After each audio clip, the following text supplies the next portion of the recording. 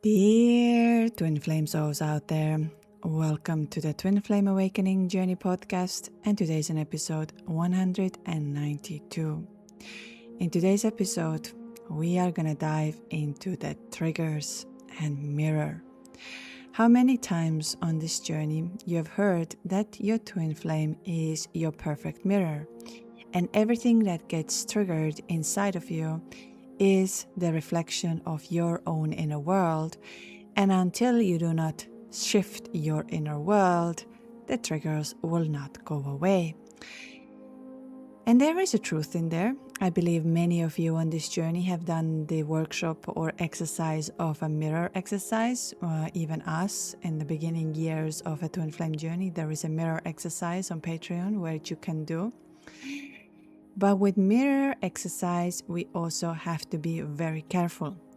And today I'm going to present you many ideas, and which comes from psychological perspective, things that are coming from the spiritual perspective, and how to cope and navigate when something triggers, especially your twin flame.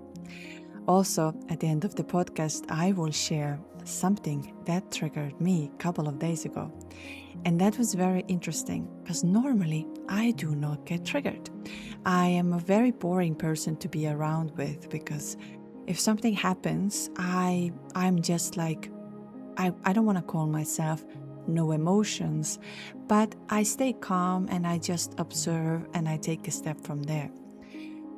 But another day, like a devil came inside of me and triggered something.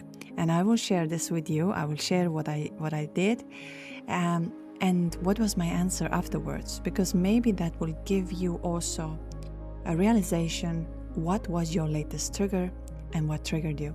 Of course, as we talk about the triggers, the mirrors, everything, you are more than welcome to share them in our comments and social media, on our Patreon, because triggers are quite an interesting part.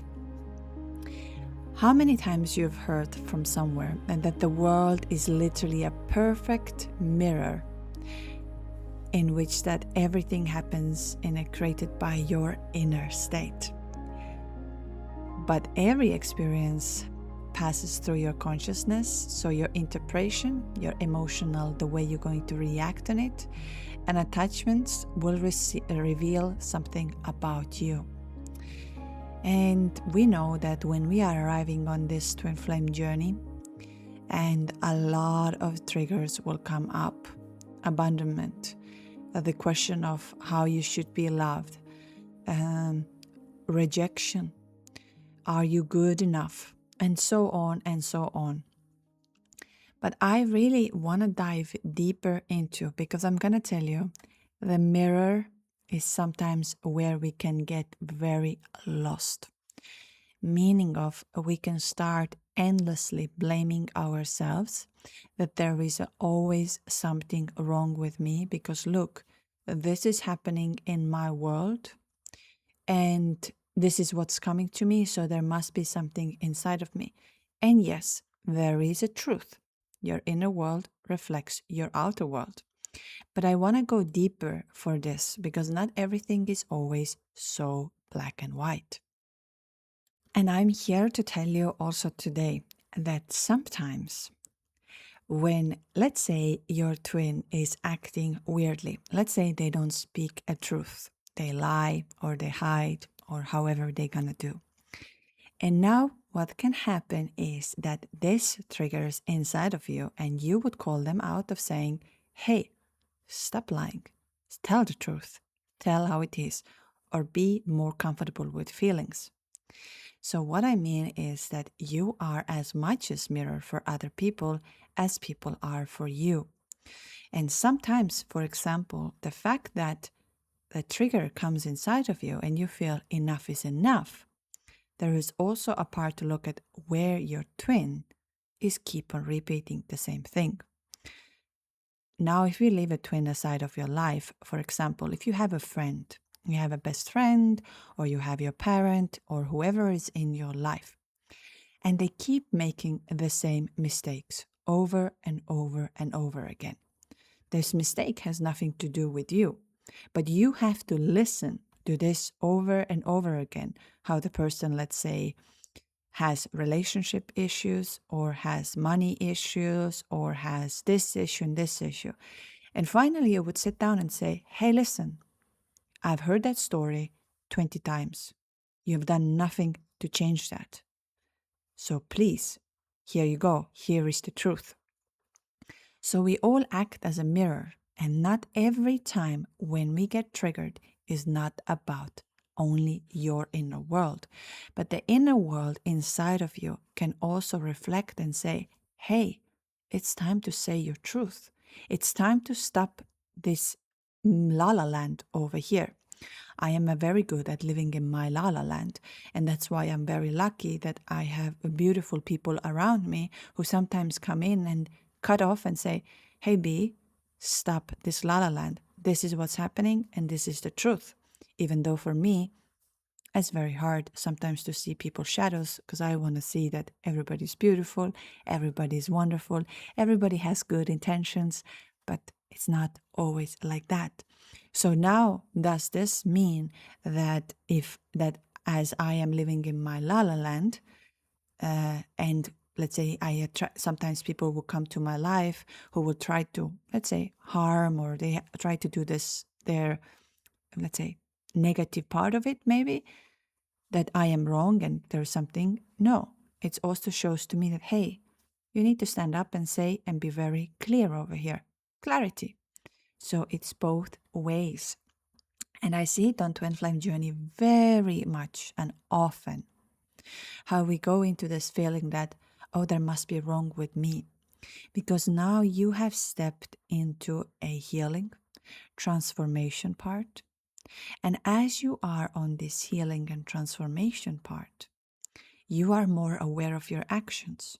You are more aware of who you are. Don't get me wrong here if I say that also it's part of your twin.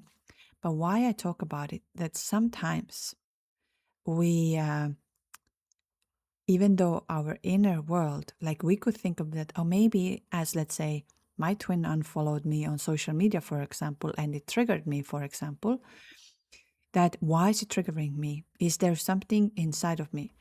Maybe what triggers you is the inconsistency of your twin. So now you should look like, and now you should get another answer. But why are you inconsistent inside of you? No, it's not directly where you are inconsistent inside of you. Now the question is, how long you gonna allow this behavior to continue? So let's dive deep into today, and you will make your own answer, your own truth, and maybe that's why you are here today. Carl Jung, we have spoken about, and Carl Jung is one of the most famous in the world who looked into our subconscious, our conscious, also spiritual. So there is a lot in everything. And one of the things he has said that everything that irritates us about others can lead us to understanding of ourselves. And this is something I truly agree.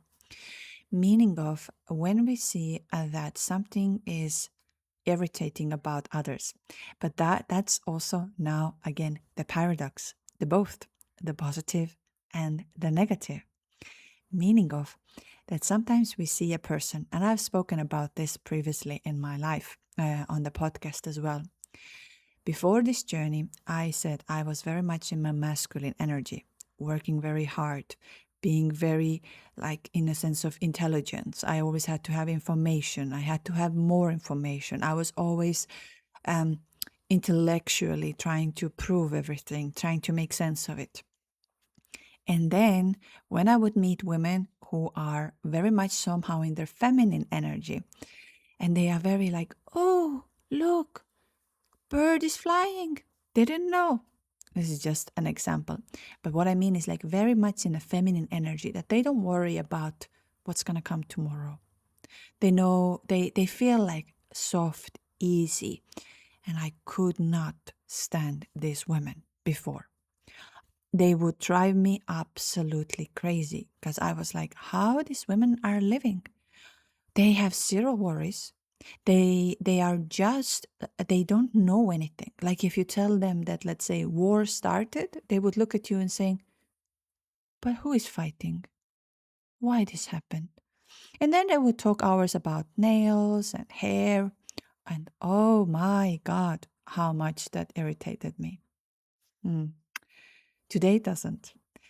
And today I love them because I love their softness. I love their moment of living there, because not the whole life has to be serious, hardworking, and let it be a moment of what is your hair color and everything. And they themselves have also some part of things that they're worried about and everything. So, but what did that reveal about me when I was very upset about them? It revealed about my lack of femininity. I was afraid of being soft. I was afraid of receiving.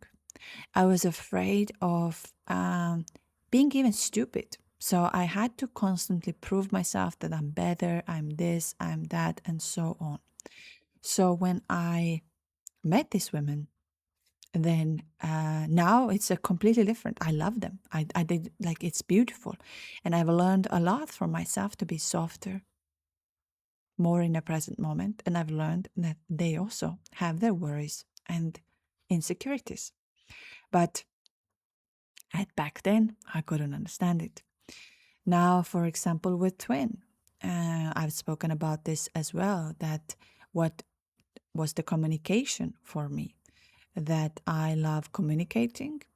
And when my twin did no longer communicate, it triggered a lot inside of me, of course. And it triggered me of questioning, am I good enough? Did I say the right things? Should I have said that? Shouldn't? So I wasn't trusting myself. I wasn't trusting that what I do is good enough. So I started to overanalyze and over again. Now is one of my favorite thing, and this is one of my exercise, what I do very often with many of you when you come to the workshops or we meet outside or we have retreats. It's one of my favorite thing I do. I see myself through your eyes, because I am a believer that we are one consciousness and you are just another expression of mine. You might have a different name, you might have a different body, but you are just another expression of me. And because the core elements are all the same. We might not have same fears, we might not have same insecurities, but the core is the same. And I tell you really much, when you would today walk around, see your colleague, or you see your friend, or you see a twin, and you switch the eyes inside of you. So like imaginary that I switch my eyes and I will look at this person through my eyes. You will see things very, very differently.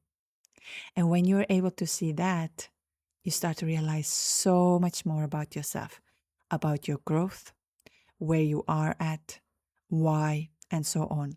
And my trigger that I had a couple of days ago revealed a lot of this. And that's why I say it's a very powerful exercise, because it helps you to detach. I don't know if there is an English saying for it, but I believe there is the don't judge a person if you haven't walked a mile in their shoes. And I think that's exactly what it is. That the way somebody behaves or the way they do things, and we would go into a judgment, is very easy. But until you haven't walked even a mile in their shoes, you don't know why they are doing it. And compassion and love are here things. So now, of course, we talk about the mirror and the trigger. Yeah, okay, great. I haven't walked in the shoes of my twin, but why the heck he or she is acting like this? Why they don't do this? And why do I get so triggered? I'm going to be very honest on this podcast that I cannot answer your why here. It's the only person who can do this is yourself. But what I try to bring it to you today is, do not start going down blaming yourself, because two things at the same time can be very much the truth. And I really want to address over here, because on twin flame journey, on twin flame coaches, in twin flame world, you hear the mirror world a lot, that everything is you. And I will bring you in everything, the Carl Jung's explanation, the Vedic information, the spiritual one, so you can find it out what resonates with you. But I want to really, really tell you this. Not everything your twin does that triggers you means that there is a problem inside you. There is no problem inside of you. And this is so important because sometimes we can be endlessly analyzing ourselves, endlessly changing and shifting and feeling I have to be this, I have to change this, I have to become better there, this, and this. And this is not the way we transform. Awareness is the way we transform. When we are aware of it, and it helps us, like I said, my exercise is that I see other people through the eyes of theirs. So a trigger means their behavior has something important inside of you. But that something could be very different thing than you imagine. And that's what I brought in for you as an example beforehand. An old wound, such as abandonment, rejection, or not feeling chosen. A suppressed need or emotion. And this is such a big part of this journey. We are trying to be always the good people, that I will not feel it in a certain way, or that we are trying to suppress our feelings. And one of the things on Twin Flame Journey, I know how we can suppress our feelings is the first thing we start saying, yeah, I don't love my twin. I don't need my twin back in my life. No, I can surrender. I'm going to keep myself busy. Please don't do that. Because number one, your body knows. Your energy knows. So when you would go and say, no, I don't love my twin, because, let's say you got rejected, now you're suppressing this feeling. I'm not going to say that you have to stay and suffer over and over and over again. No. But the faster you will be sitting with that feeling, the faster it will go away. On our last workshop, we also had a story about sadness, for example. Nobody likes to feel sadness, but sadness is also part of our emotions. And when we are feeling sad or when we're feeling grief, it's the time to feel that. I myself, I used to be very much of a person who could hide my emotions. So I would never cry in front of people.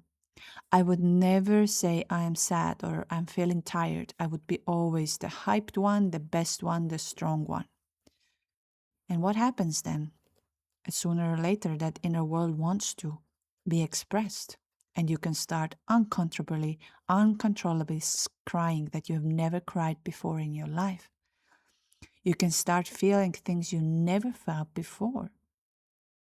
And that is what can come up. So again, the other person is showing you, you have been holding this back.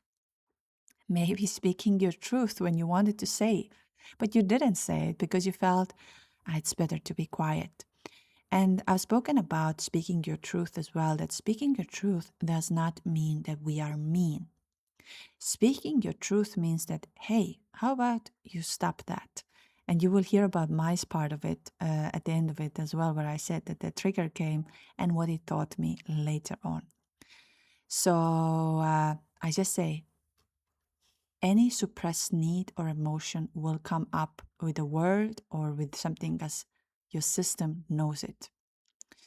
A fear created by a previous relationship, fear of losing, fear of being left behind again, fear of all of this. And I've said that many, many times to people.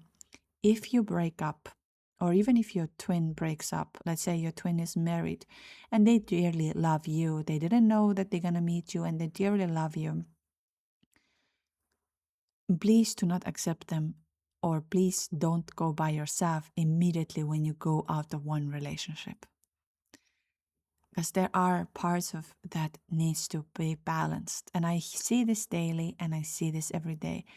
take your time. You are not going to run out of the time. So, for example, a healthy boundary being crossed in your part, a conflict in your own values. Your intuition, for example, recognizing inconsistency, dishonesty, or emotional danger. Another very big thing of triggers is simple exhaustion or nervous system overload, meaning of when we spend too much time on scrolling on social media, or we are surrounded by a lot of people who have a lot of opinions and a lot of information. So eventually you will feel, oh my God, it just all is too much. I don't want to hear any of this anymore. And then you feel like, And this is why meditation and spending time with yourself is very helpful. Because even my truth here that I'm sharing might not be your truth at all. And I believe that's absolutely wonderful and beautiful. But to discover this, we need to connect within ourselves. And there can be another thing, that there is a present problem in their behavior and not your unresolved issue. So I'll just bring an example for you. For example, if your twin comes to your life without explanations and you feel anxious, and your anxiety might partly be connected to the abandonment wound. It might be.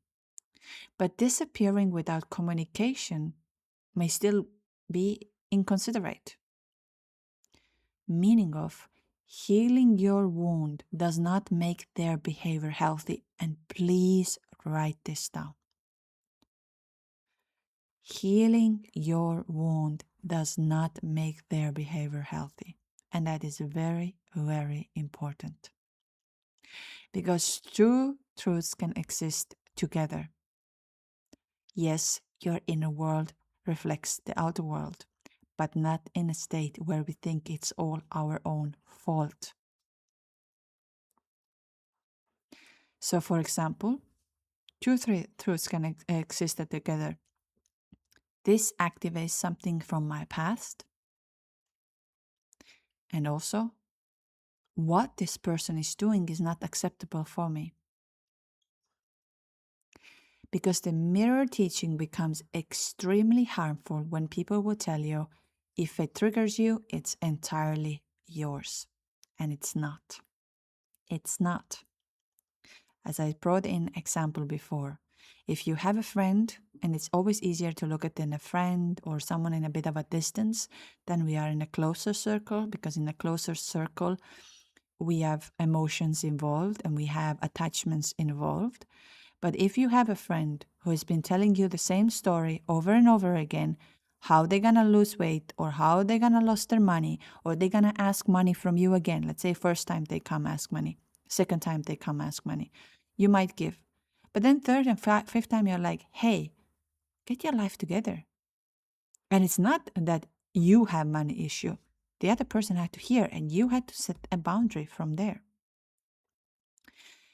Because when we in this journey, it removes responsibility from this other person. So we all of a sudden think our twin is perfect, and I am so wounded and I am so broken.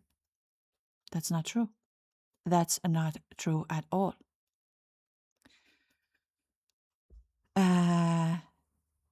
So the better question to ask when these situations are asked, instead of asking what is wrong inside of me, you could ask, what exactly did they do? How is their behavior respectful and healthy right now? Do I feel that their way they're behaving is respectful and healthy?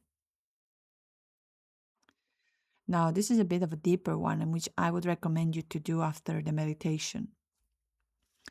What feeling and belief did it activated in me? And I will bring it in for you at the end of the podcast of my example, where I got the answer later on, so you can just see the difference. So I would recommend this one. What feeling or a belief did it activated in me? to do through the meditation, because we need to go a little bit deeper layer over there. Because if you have any belief, and this belief can be totally different. For example, the belief can be, my twin will never return in my life, or my twin doesn't love me, or my twin keep on playing this hot and cold game because that's what love is about. It's a much in a theta healing part. We have done this on the workshops. Soon, if any of you want to dive really into a subconscious shift, you can do this with me on the coaching calls or on the sessions. But this is a bit a tricky one, because when we are a little bit emotional on this time, then we have a lot of protection around us. The ego tries to protect, and ego is like, I am right, I know, I'm this. But one after a meditation of this, you get a very different answer and deeper layer, and it's so much easier to shift that. You could ask yourself also, does this reaction belong mainly to my past, the present situation, or both of them? So is that something that keeps on coming up, or it just happened right now? And of course, you could ask yourself, do I need inner healing, an honest conversation, a boundary, or all of these three? But the deepest truth of all of this is to understand one thing. Your trigger is yours to understand, but their behavior is theirs to take responsibility for. So do not take a responsibility of changing yourself, feeling you should be different, you should change for them in order to feel good and all of that. Because inner union does not mean accepting everything calmly. Yes, sometimes when you're healed, it makes you less triggered. But also, what's very beautiful is when you are going through the healing, you have the courage to say, I love you. I dearly love you, but this behavior is no longer acceptable for me. And I tell you, when I discovered this, so much changed inside of me.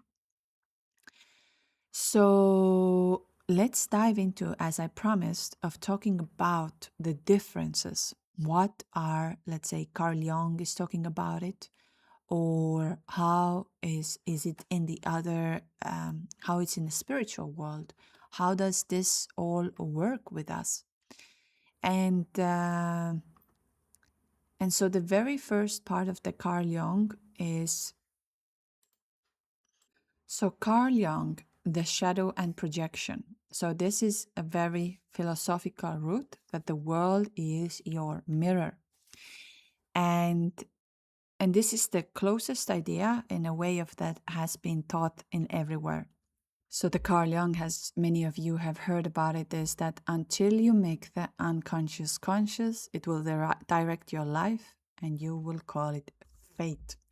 And this is a lot of where this teaching is coming from, meaning of that it's not the conscious mind, but the unconscious that does the projecting.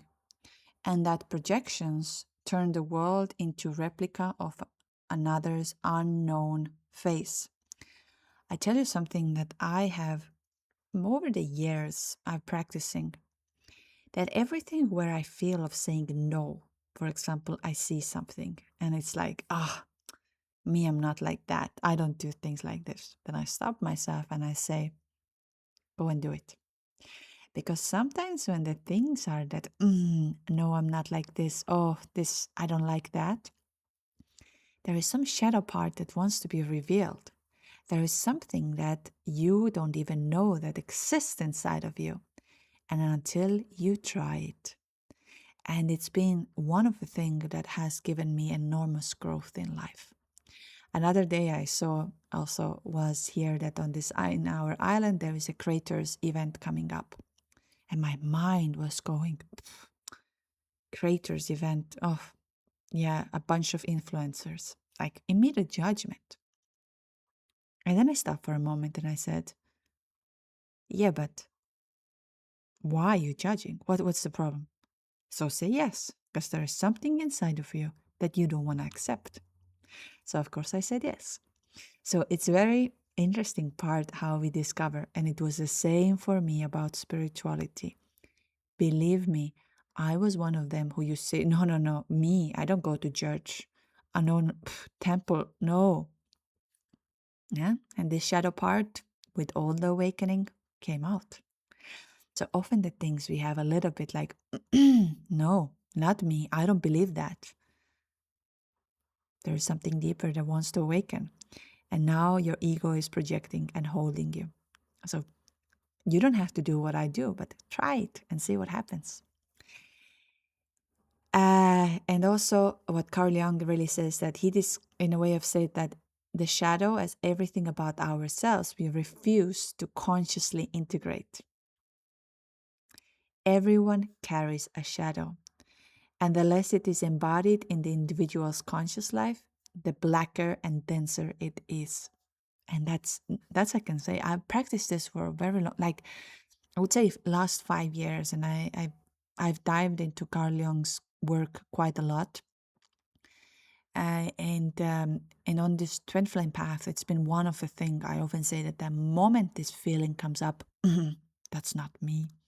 No, me, I'm not like that. I stop and I say, okay, what is the shadow that I am holding back? What kind of image I'm trying to project myself? That I am this, I am that. Again, I'm going to say nobody has to live like me, but try and see what happens.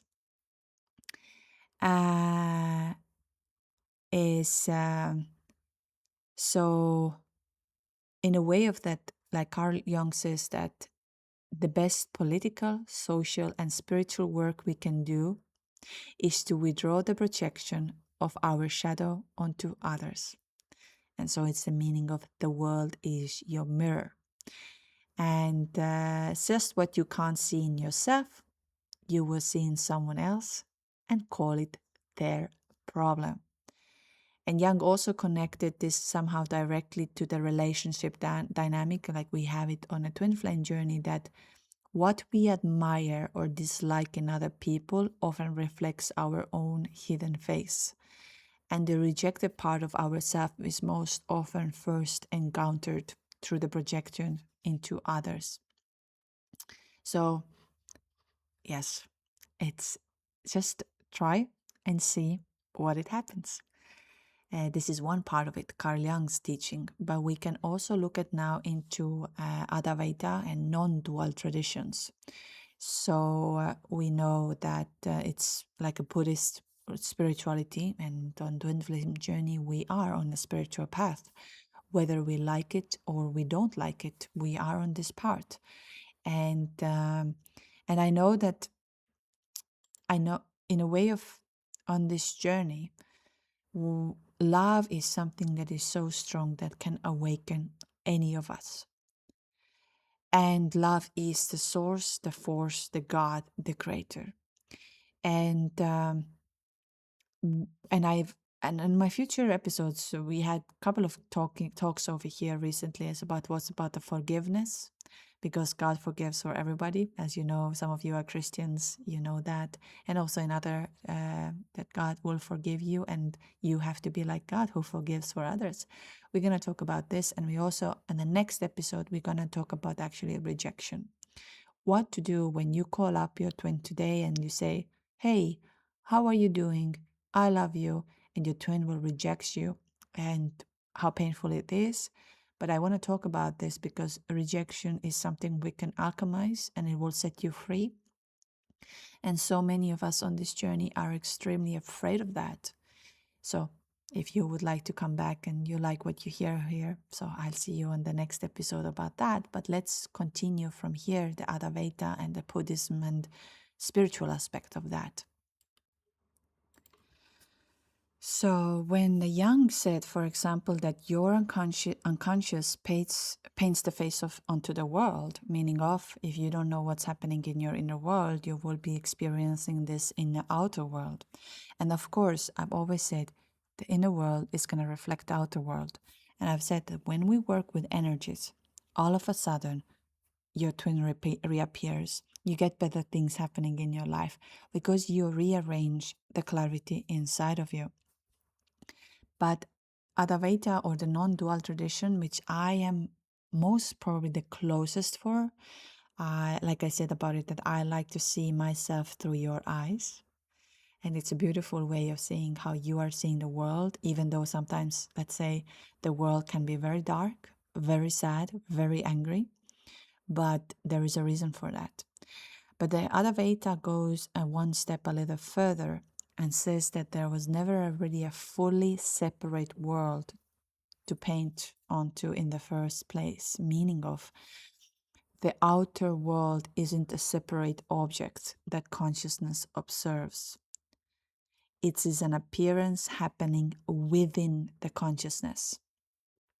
So, for example, the way a dream city appears within a dreaming mind, it's not less real in the sense of fake, but not separate in the sense of like you would think it is. And one of the problem is that if the world isn't outside of you, meaning of fixing the world to feel better is treating a symptom in the wrong location. So a little bit the entire, what I'm trying to say here is then when disturbed, don't chase the disturbance outward, trace back to the one who is disturbed. A little bit hard one. But not that who did this to me, but who is this happening to, and what is that one really? So, and it's a little bit hard one because of it goes really into a deeper understanding that we are all one, and the more we are, let's say, because if you blame another person, let's say you say you did this to me, you are somehow blaming yourself as well, because if the consciousness is in this other person.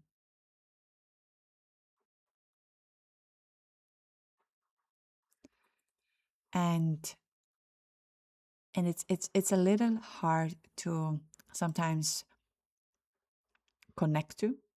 And I do believe that it takes a little bit of a time, but like I said, me, I'm a believer we are expression of one. So each one of you expresses me one form or another, good, bad, positive, negative, blue, yellow, whatever the way it is. But it's like I said, not everybody has to see the world the way I do. Of course, in this teaching is that your deepest identity is not your body, personality, thoughts, history, or any changing emotions. It is Atman, the awareness in which all those experiences appear. And Advaita, identifies as a Atman and Brahman, the fundamental reality. So, as I said, that it's not about how I can make my life better. It's like, who is the I that claims this life and this disturbance? Like, who is this I? And I tell you, you get a lot of liberation from there. Again, I'm going to repeat here, no one has to see the world the way I do. And in a way of when we ask of who am I, and it's not actually supposed to have an intellectual answer. And this is a very I will go dive into this deep one point, but it's not that I am divine soul, I am consciousness, I am twin flame, because all of these are still very much identities. And instead, you would ask when this emotion arises inside of you that, to whom has this thought appeared? To me, but who am I? And from thus this sense of I arise, and you will get such a better answer. I bring you in a twin flame dynamic. So let's say the ordinary mind of you today, or the way you will think of, or the way your experience is like, he is ignoring me, he does not love me, I am being abandoned. This proves that we are in a separation. Now, in Carl Jung's work, we would dive into and look at this, but like, What kind of abandonment or rejection wound has this activated? Where do you feel abandoned and rejection? Was that in your childhood? Was that there? Was this here? But when we go to Advaita, for example, that one consciousness, you ask completely differently. You ask, to whom has abandonment appeared? To whom? And you answer, to me. So now, who is this me that feels incomplete without this response? And you start observing your sensations, your thoughts, your memories. Every thought appears and disappears and so on. So why I talk about that, this is a little bit more, I don't want to call it powerful, but helpful. Because you're realizing it's a program. That thought is a program. And when you realize that this thought is a program and you shift the program, it's no longer part of me. And this is so liberating. Are we going to live in this life where we're never going to feel any anger, discomfort? No, not at all. It's meaning of that you are all of a sudden aware. So you don't blame yourself. You don't blame others. You don't play the game of I am this and this is how it's going to be. And this is a very slippery road, is the I am this. It's with everything. Because of you can get stuck there. And like I said before, that when your soul will tell you, hey, how about you try this? Let's say your soul says, go for a dancing class. Oh, I used to hate dancing classes. So I was like, Jesus, me and dancing. My dancing is like hands up and like, woo, that's all I know. I have no hips. I am not a good dancer. I am a horrible dancer. But then, voila. But there's something inside of me wanted to dance. But I was telling a story to myself, I'm a terrible dancer. But then the body says, you want to move, you want to connect to it because there is a beauty in it. Am I a good dancer today? Definitely not. But I don't see this anymore from a place of I am a bad dancer or I don't like it. So the shadow is, if I need to dance, I dance the way I dance. So when we talk of this non-dual part of it and the whole unity and the non-duality and all of blah, blah, blah, blah, blah, it's not that the non-duality will say that if you have a trigger, there is a negative quality inside of you. No, it never says that. It actually says to you that the suffering grows from identifications with a separate person who believes that the wholeness depends upon what happens. So that trigger exposes the identification. And that's what I talk about on the rejected part. Because the trigger part of it is that I am the rejected one. I am not good enough. I need this person to confirm my spiritual worth. My peace depends on a physical union. I must control how this story ends. And when you're listening to this part right now, depends on which part of your journey you are in it. This is the key element. And I'm going to tell again, if the trigger exposes your identification that I am the rejected one, I am not good enough, I need this person to confirm how far I am on my spiritual worth, meaning of that if you have done the good work, good energetic work, you have attended the workshops, you have attended the retreats, and let's say your twin has not reappeared back in your life, or you are not in a physical union, then it's less of worth. And this is a fundamental of twin flames. Because if you think this way, that trigger is going to be there. And I tell you how, I know this because this trigger came to another day when I was, the devil was writing on social media. But I tell you something, and I am not here to say that you're doing something right or wrong. I'm never going to say this. But if it's inside of us, it's gonna it's going to direct our life. Or my peace depends on the physical union. I tell you, I have many twin flames who are in the physical relationship these days or have got their twin back. Because it's the easiest thing is to get your twin back. It's the easiest thing to have your twin flame back in your life. How? You call them, you say to them, you can get rejected, but if it's in a way of your twin and you are in a place of love, it's very easy to have that. No problem whatsoever. So these are, and then I just wanna, I don't know if any of you have heard about the Course of Miracles. I'm of course in the future episodes I bring this deeper in, but this is a very interesting one because this was it came from the inner voice as identified as Jesus. So she was Jewish herself, and so she all of a sudden started channeling this all the way. And the way it's written also, it's not written, as I say, in channeling, there isn't really a structure. Channeling is just like this. That's why also on my podcast, sometimes when I say something, it's not with a structure because the soul is giving information and my brain has to be able to put into words. But the words can be like a little bit, not exactly. So,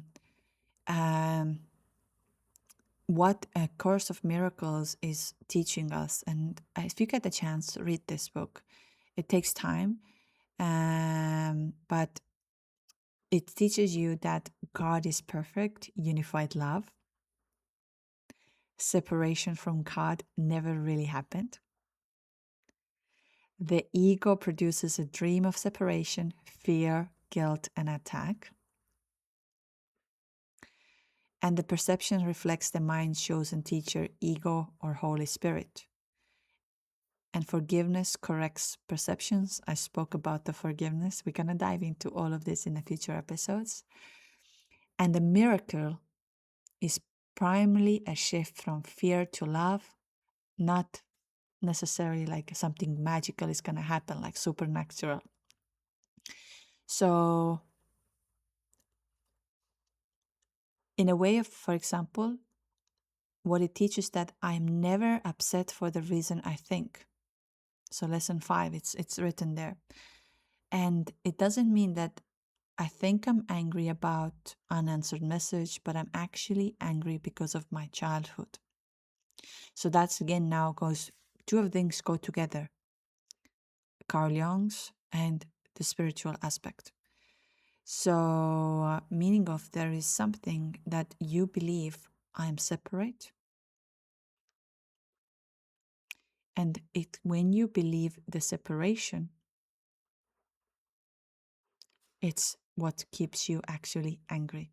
And now you would be thinking over there of me saying to you that you are not, that, but I am separate. I haven't heard from my twin 2, 3 years, 5 years, maybe 40 years. I haven't heard a single thing. So what you're talking to me, what kind of separation I am.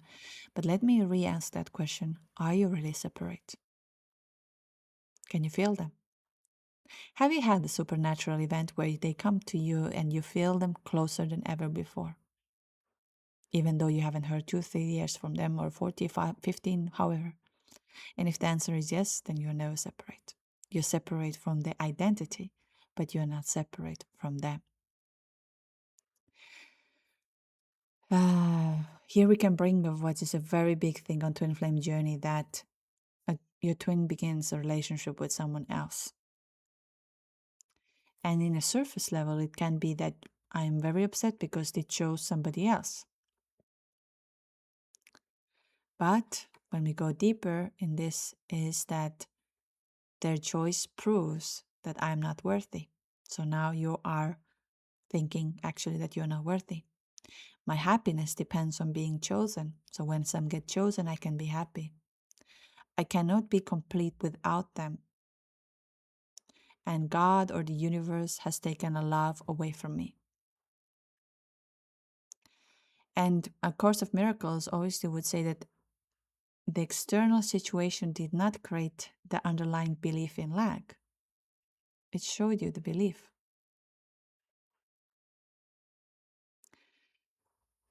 So, but the forgiveness comes in here. We talk about forgiveness in the future. They did nothing at all, and I must remain available. It means you release what it is there. It's a hard one to do, I know that, but it's also very liberation.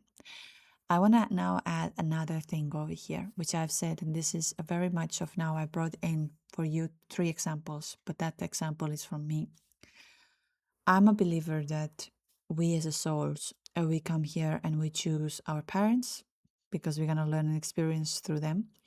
We're going to choose the experience when and how, and we're going to choose the certain parts. The same way we choose the date we're going to be born, where, how, what time, and our planets are aligned. Many of you are into astrology, birth charts. We're going to choose that, whether we like it or not. And the path that is going to come, we're going to learn this. The same way we're going to learn when we're going to go from here. This is why the twin flame journey or any spiritual journey or anything where you are at, nothing is accidental. Nothing. So whether, and this is why I say that my journey, how it's going to be, or what I believe, or what I see, can be very different of yours because your soul has chosen a different experience. And here, how I can say that, there are children who grow up in the same household. You all have different careers, different friends, different partners, different situation. Some of you are going to be in a happy marriage, some of you in a sad marriage, some of you in an abusive marriage. You chose this regardless of how your upbringing was. Same in a classroom. You can look at, you were 30 students in a classroom. You all studied the same subject and you all took a different route. None of you are same. Some of you got married early, some of you later, some of you got children here, over there. None of you are going to be the same. Doesn't matter even if you do the exact same thing. There is an unwritten rule in your soul's path, which you're going to follow your eyes closed. Meaning you trust the unknown.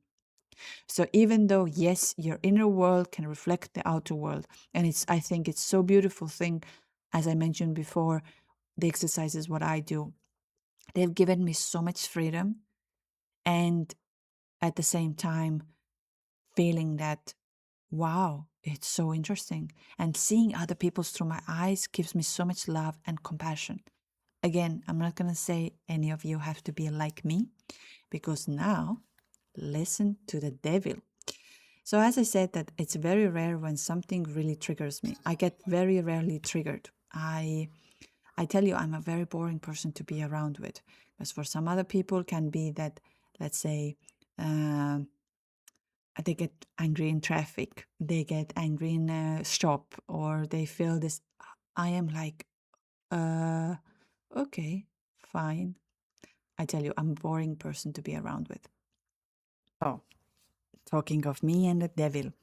Another night, and I tell you, I hear a lot of twin flame um, theories, a lot of twin flame messages, a lot of these things, and they never trigger me really, because I see again that it's all about the point of view, however we wish, and I'm a believer of the energy. I always say that whoever connects to me is there because the energy reached to them, whether we believe in it or not, and I do from the place, from my heart, from my presence, and everybody else does from their part and from their presence.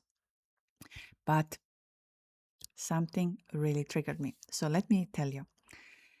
There was a woman who had a social media post about stating out there that and it had a lot of views and a lot of engagement, standing out that if you have a twin flame, you will never be able to build a relationship with anyone else. And when I read that, there was something like a devil came inside of me. Because of this information can be very harmful for people who are on this journey. And not from the place of that she's wrong, but it was a place that I have many people on this part who have suffered tremendously because their belief system is I can never be happy, and they accept a behavior that is absolutely unacceptable, but they keep on repeating the same message. My twin, that's how it has to end up. I'm willing to suffer here. And that is very, very dangerous. And so what she wrote to this in this her post, um, I read you, and like I said, I'm not going to analyze. You are going for yourself. I just speak from my devil because I normally never react on it. So she wrote that you and your twin flame were created by God for each other, and you are destined to be together. This is the only person who carries within themselves the exact same original blueprint. Even if you're going through difficulties and trials right now, none of that matters. Know this. What you are going through right now is a preparation for your union. You are currently working through karmic lessons leading up to your reunion, a happy union in the material world, because you were created for this. And all of this part, I absolutely agree with. There is absolutely the part of ego death is a preparation for you to go to the next stage. No problem. But now starts to come into a very strict beliefs. The woman determines how the relationship unfolds because in a twin flame partnership, she is responsible for the spiritual realm, while the man is responsible for material realm. Okay. Therefore, the manifests everything the woman has created in the spiritual realm before the union takes place in physical matter. The woman builds the bond in a spiritual realm, in a world that is not yet visible.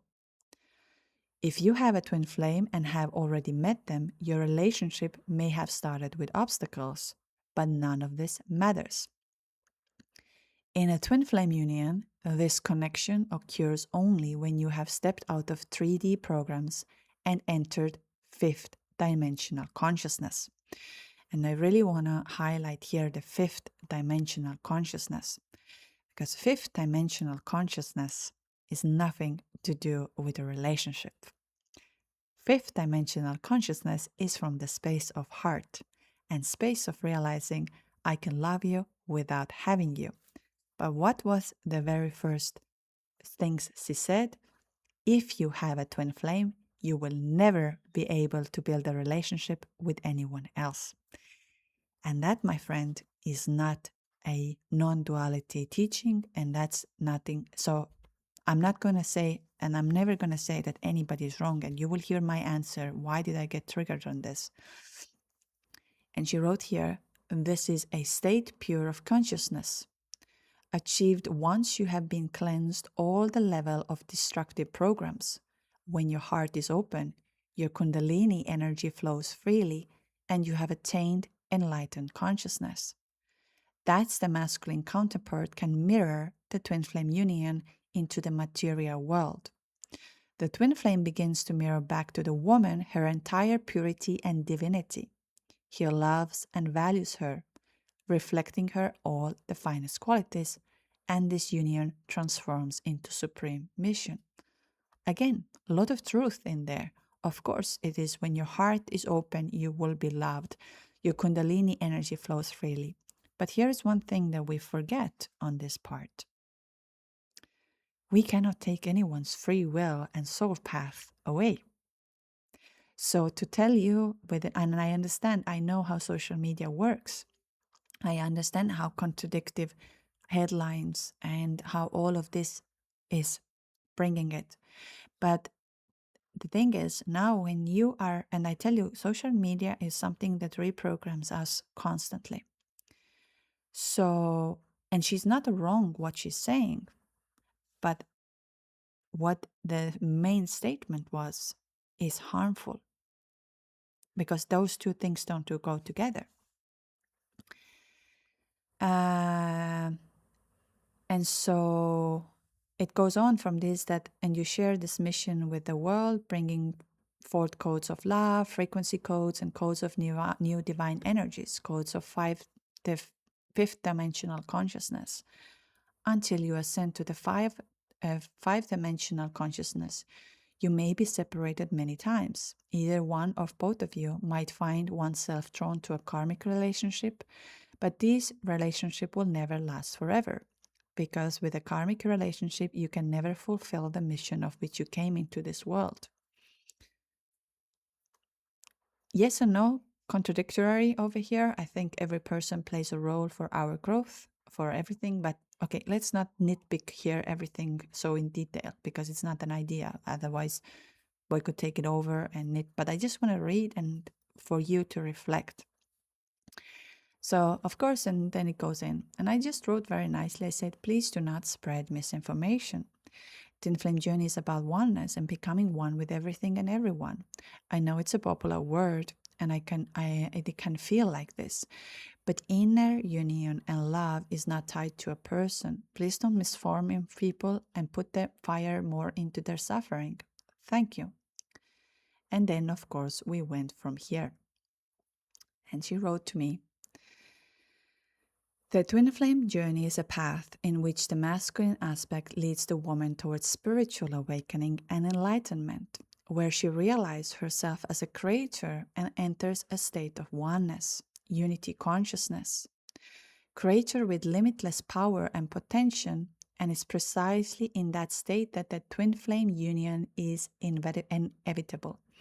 And I agree with many things, unity consciousness, all of that. Absolutely agree with here. But now, what I don't agree with. If a woman has not yet been able to unite with her twin flame, it means she has not yet enlightened. However, all such pairs must unite, because the primary mission of this union is to bring in new codes of new energies, including the children of the new era. These are alliances of the new era, and we'll see more and more of them from now on. If you haven't yet managed to unite with your twin flame, don't be upset. It simply means you are still at the beginning of the journey. Rest assured, the union will definitely happen. Don't worry. Again, she's absolutely right about it, that the union will happen regardless. The more you're connected with yourself, absolutely, no doubt in that. But there were a couple of things that my devil on that day was like, oof, wow. Like today when I read that, I have zero emotions. But on that day, I was like, what is this thing? One of the things was for me stood out that it means she has not yet enlightened. And judging someone enlightenedness, judging someone's of saying you are more enlightened or more awakened, and all of this is a very much of a separation consciousness, and so on. And so we can all, like I said, I don't want to nitpick here what she was right or anything about it, because it was more about my own reaction. Because why on earth it's triggered me? Why this triggered me so badly? And then I wrote nicely back of saying, just out of curiosity, have you ever read The Power of Now or other teaching of non-duality and unity consciousness?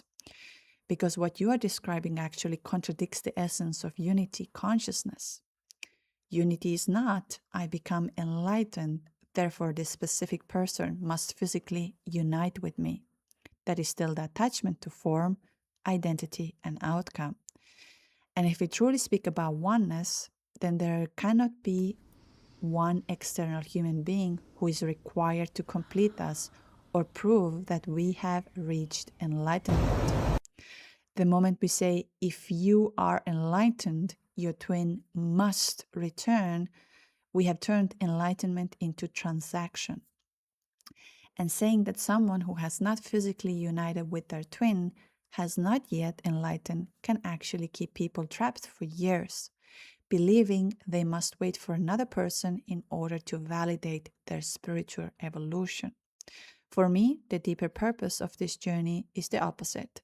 It's becoming so whole within yourself that love is no longer a possession, waiting, or dependency. You can deeply love someone and still be free, with or without your twin, as it's not about the person. Like you said, you are the creator. Physical union may happen, it may be beautiful when it does, but making it compulsory proof of enlightenment is not unity consciousness. And I wrote over there, and I don't know if it's anything interesting to hear how I'm ranting on social media, which I have never done before. So, but I also mentioned that if I say I am the creator, therefore you must eventually love me, notice what happens. The ego has actually appropriated the language of non-duality. The I that supposedly dissolved has suddenly become extraordinarily powerful and is controlling someone else's destiny. And I've spoken quite a lot about this. No matter your twin flame, your friend, your soulmate, your lover, your however, you are not in charge of their destiny. You're not. You're not in charge of your children's destiny either. And it's a hard pill to swallow, but it's something we have chosen. And now from here on, I realized something. And she wrote me back after this, I know exactly how this process works. I have studied the work of these masters and understand the mechanics of twin flame union, unity consciousness, and enlightenment. I describe only the knowledge and the experience I have gone through with my own twin flame, as well as those unions I guide towards reunions. I also work with twin flame couples who have already united, so I know perfectly well how it works. And then I just wrote to her that I said, I'm not trying to attack you or say you're wrong. It's not the place of right or wrong. It's just a reminder that this is a very sensitive journey and we need to be careful of what we are putting out there. As people are very vulnerable at this crazy journey. And I believe your intention and work comes from the heart, and it's beautiful to see it. Because I realized after a couple of words, the exactly and perfectly. Then I realized that this is the ego who is speaking. It's not going to bring me anywhere. And I rather respect where is she at, and I respect her journey as much as I respect everybody else. And from there on, I realized there is nothing I can say anymore. But then I stopped myself and thinking, why on earth I got so triggered? Is it reflecting my journey? Is it reflecting something inside of me? And I couldn't get the first answer. And like I said, I often don't get an answer. And I went to sleep. All of that rant was over. God knows, twin flames, let rant over here, who is right, who is wrong, and so on. In the morning, I was sitting in my meditation, and it popped into me. Because like I said, my exercise of seeing the world through another people's eyes. So it came to me.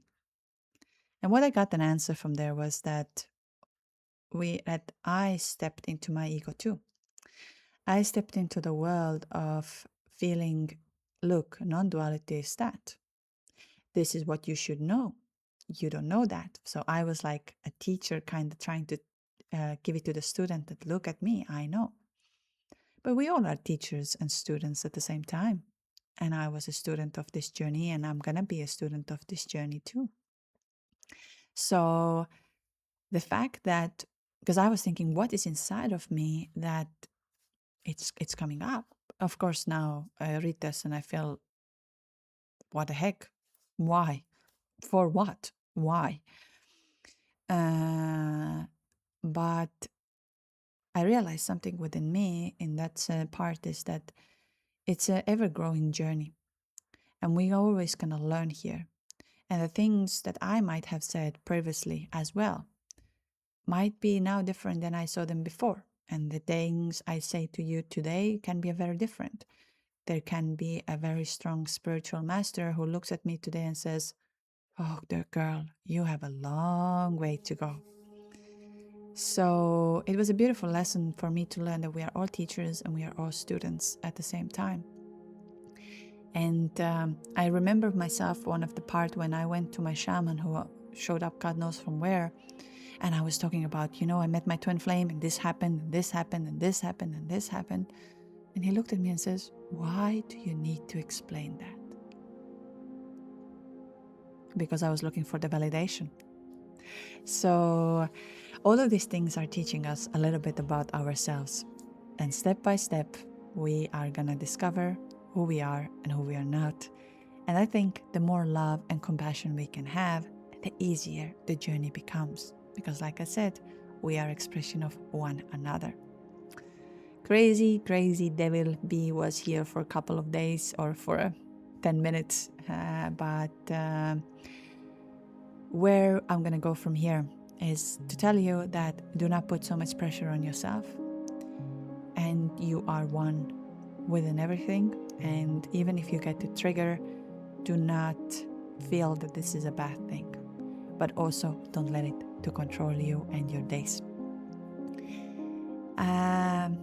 So that's it for today.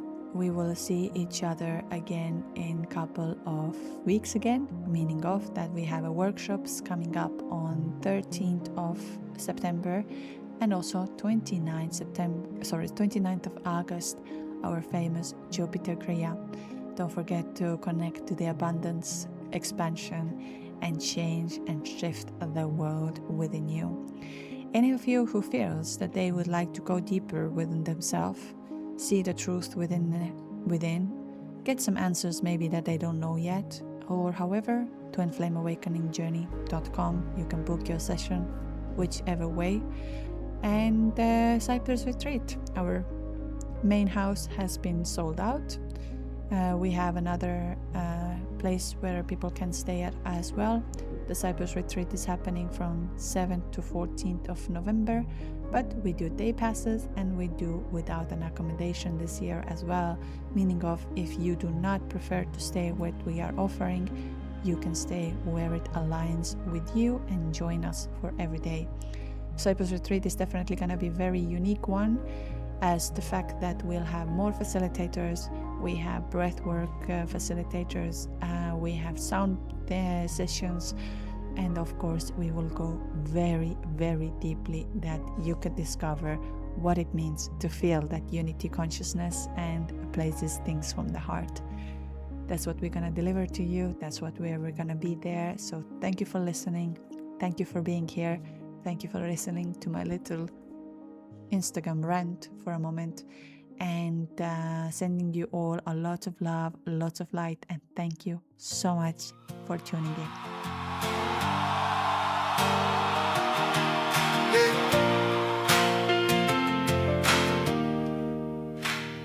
I thought you came to love me, I thought you came to stay, so I held you like an answer while you slowly pulled away.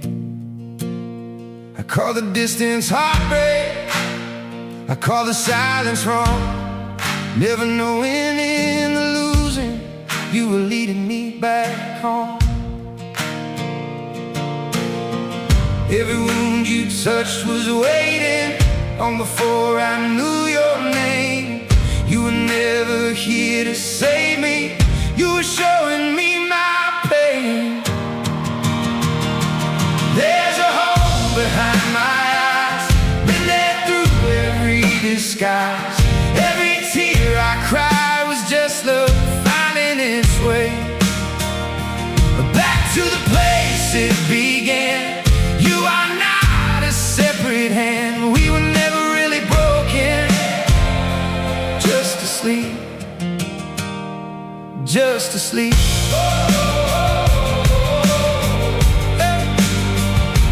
Just asleep.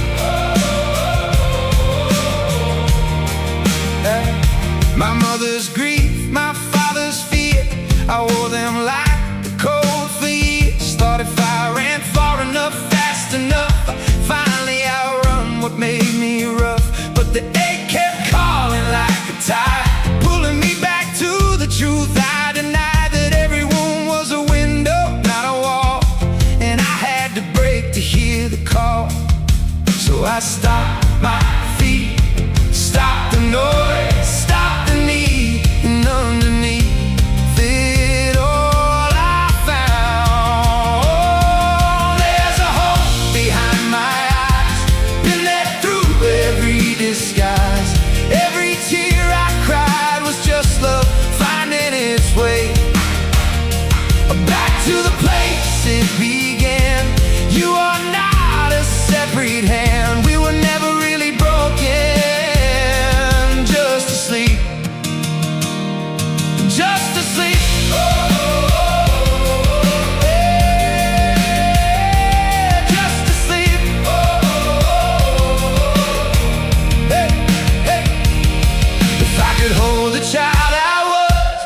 Though the world told her to run, how to whisper you were never lost.